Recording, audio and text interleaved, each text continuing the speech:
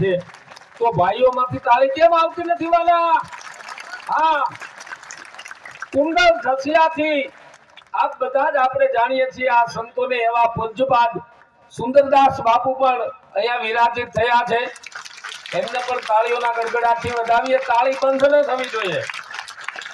અને અમારા બધા જ સાધુ સંતો જે અહીંયા વિરાજિત થયા છે એમાં વયોવૃદ્ધ, જ્ઞાનવૃદ્ધ, વયોવૃદ્ધ, ભક્તિવૃદ્ધ, જે રીતે કેવું હોય એ રીતે વિજય હનુમાનજી મહારાજ જે ભૂતનાથ મહાદેવની બાજુમાં છે ત્યાંથી પરમ પૂજ્ય ઓલિયા બાપુ અહીંયા પધાર્યા છે.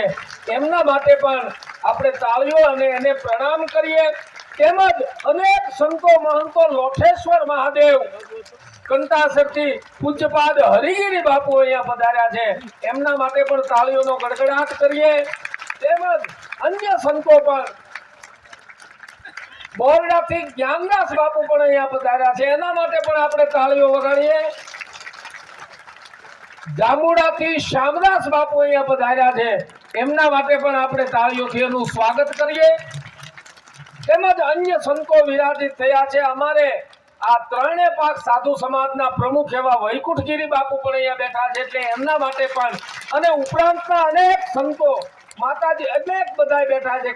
કેટલાના નામ લેવા જાવ તો એ સમય એમાં જ નીકળી જાય. એટલે બધા જ સંતોને પ્રણામ કરીને બધા સંતો વચ્ચે જોરદાર તાળીઓથી બધા સંતોનું આપણે સ્વાગત કરીએ.